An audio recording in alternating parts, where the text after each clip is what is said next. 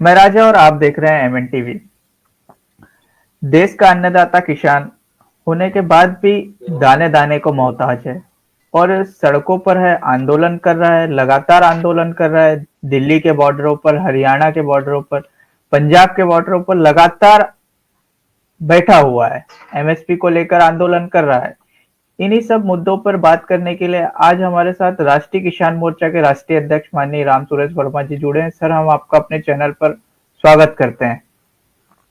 आपका और भी बहुत बहुत चैनल का स्वागत है। और इन्हीं सब मुद्दों पर बात करने के लिए मूल निवासी नायक के संपादक माननीय राजकुमार जी भी हमारे साथ जुड़े हैं। हम आपका भी सर अपने चैनल पर स्वागत करते हैं। शुक्रिया आपका। वर्मा जी, देखिए, लगातार जो किसान है वो सड़कों पर है, आंदोलन कर रहा है, एमएसपी को लेकर लगातार आंदोलन कर रहा है। अभी 14 तारीख को दिल्ली में महापंचायत भी हुई। तो एमएसपी कानून किसानों के लिए कितना और क्यों जरूरी है?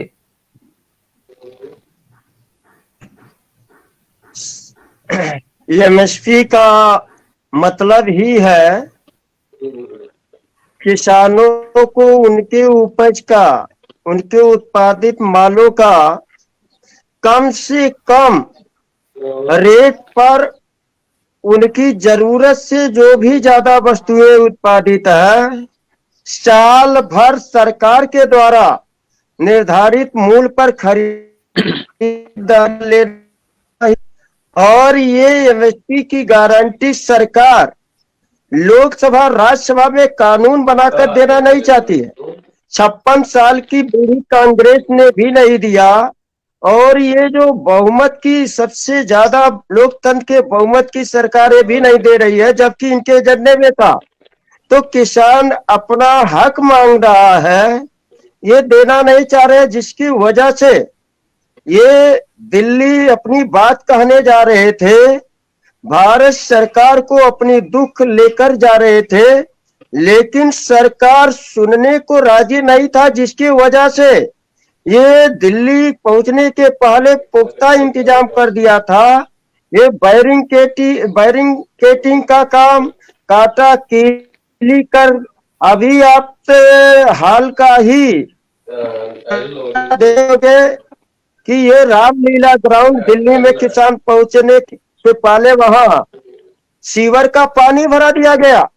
तो बहुत ही किसानों के साथ अन्याय अत्याचार हो रहा है। इसका ये इस समय का मामला है। सर, वर्मा जी, लागू होती है तो उसके बाद 100% खरीदारी होगी किसानों को फसलों में? ये संभव नहीं है, क्योंकि ये जो मुनाफा का अनियंत्रित व्यवस्था है, पूंजीपतियों को अनियंत्रित व्यवस्था गवर्नमेंट सौंपी है। गवर्नमेंट पूंजीपतियों के अनियंत्रित मुनाफे से ही बनती है।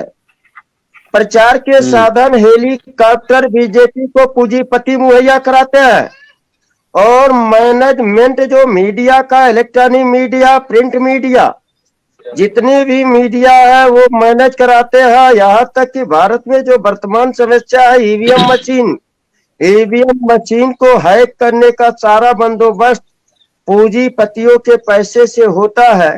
तो 100% नहीं, बहुत कम इससे किसानों की उन्नति होगी। किसानों की उन्नति तो स्वामीनाथन रिपोर्ट लागू हो जाए। जो खेतों में भूमिहीन काम करते हैं, भूमिहीन असली किसान है, छोटे किसान असली किसान है, जिनके पास खेती नहीं है, स्वामीनाथन रिपोर्ट लागू हो जाए तो इनकी व्यवस्था सुदृढ़ हो जाएगी।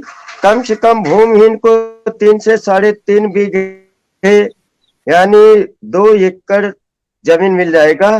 तो अभी इनकी लड़ाई जो कमजोर छोटी लड़ाई है, इसको भी नहीं दे रहा थे, तो मैं बड़ी बात कर रहा हूं।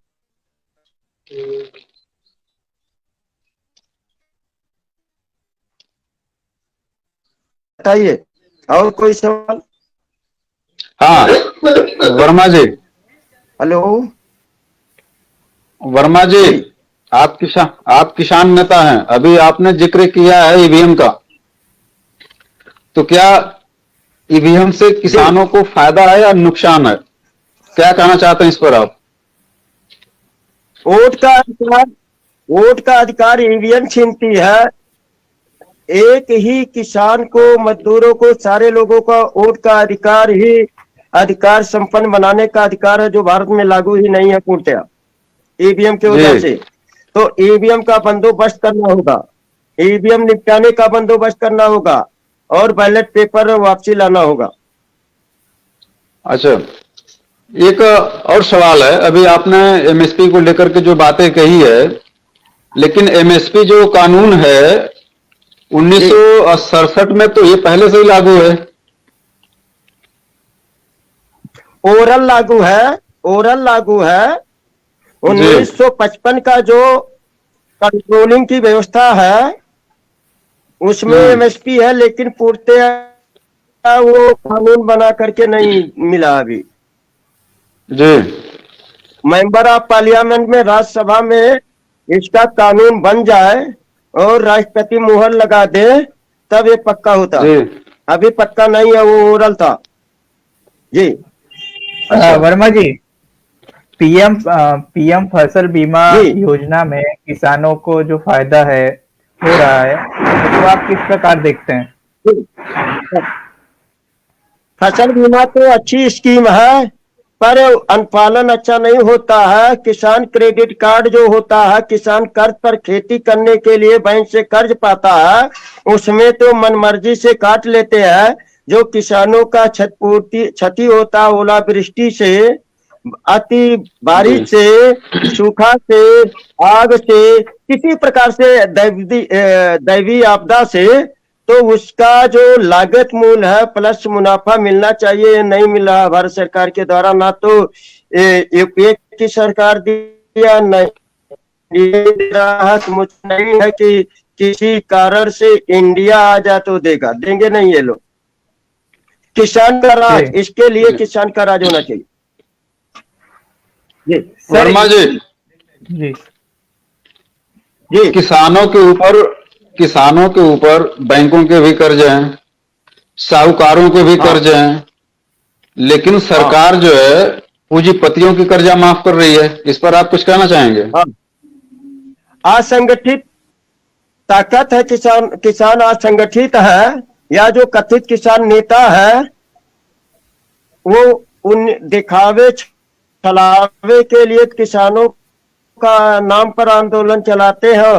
वास्तव में जो किसान का सच्चा हितैषी संगठन है, जो दोस्त दुश्मन का पहचान करके देश में लड़ाई लड़ रहा है, उसको गुमराह करने के लिए ये जो आप देख रहे हो तामझाम हो रहा है।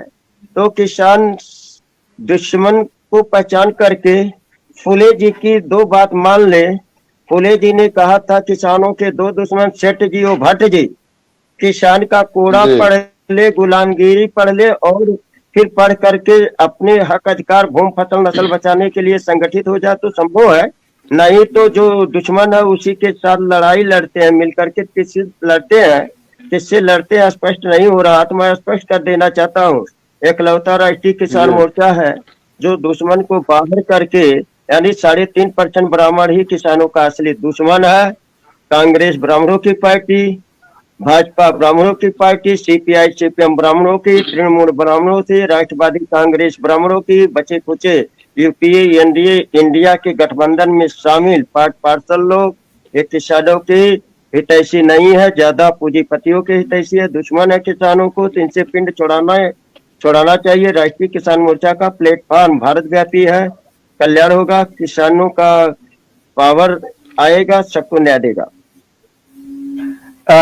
वर्मा जी, जैसे जी। कि आप देख रहे हैं अभी जो है भारत में सीए लागू कर दिया गया है, सीए से किसानों को क्या नुकसान है?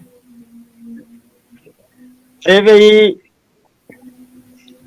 इन दोनों लोगों के पास एक संघ मुक्त भारत का नारा देता है, कांग्रेस मुक्त भारत का नारा देता, दोनों एक है। एक सेकुलर है, एक कट्टर है, मामला दोनों का एक है। तो ये जो है हिंदू मुसलमान का नफरत करते हैं, ये आप जान रहे हो कि संघ और कांग्रेस, भाजपा या इनके जितने भी नातबात रिश्तेदारों के हैं इस संगठन के हितैषी, ये ये हिंदू मुसलमान दामाद मुसलमान करते हैं, देश में नफरत की भावना करते हैं, मसावाद को कायम नहीं होने दे रहे हैं। सीए का मतलब है हिंदू मुसलमान का मुद्दा खड़ा करके 2024 का इलेक्शन जीतना, किसानों, मजदूरों, महिला, युवाओं को दुख देना।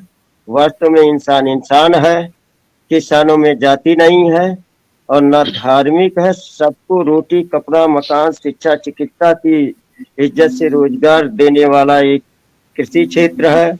इसी पर सब कुछ दारोमदार है। तो ये जो पूंजीपतियों का काम, पूंजीपतियों को दे दिए है अधिकार, ये जालिम विदेशी लोग, तो ये इसको हटाना चाहिए। ईवीएम का ही बंदोबस्त कर दीजिए, सीए हुए खत्म हो जाएगा। सीए बहुत खतरनाक, सीए, एनपीआर, एनआरसी अभी बहुत पहले हुआ था तो भारत बंद हुआ था। वो शाहीन बाग जैसा कांड फिर करवाना चाहते हैं, लेकिन अब नहीं हो पाएगा, जागृति बढ़ गई है। ये हिंदू मुसलमान का अब इनका फसाद जो कराने का मनता है, जो मूल निवासी उनको विदेशी बनाने का जो है, इसके ये इनका हवा निकाल देंगे हम लोग भारत में जागृति कर रहे हैं। 6 लाख गाँव में जागृति कर रहे हैं। असली भारत गाँव में बसता है, गाँव में कर रहे हैं। हर गाँव में राष्ट्रीय किसान मोर्चा, भारत मुक्ति मोर्चा का बूथ कमेटियां बन रही हैं। तो हमारे समविचारी संगठन 90 हैं, तो हम लोग अभी 10 का ही टारगेट लिए हैं कि एक गांव के बूथों पर 11 समविचारी संगठनों का 11 का संगठन, एक का 11, 10 का 110, 110 गुणे 10 एक तो अब जान लीजिए, 11 गुणे 10 110 इंटू 5 यानी 550 हम लोग तैयार करेंगे। तो उससे ईवीएम भी हटा सकते हैं और ये विदेशी जो पावर है, यानी यूपीए, एनडीए, इंडिया यानी ब्राह्मणों की ताकत बेनकाब कर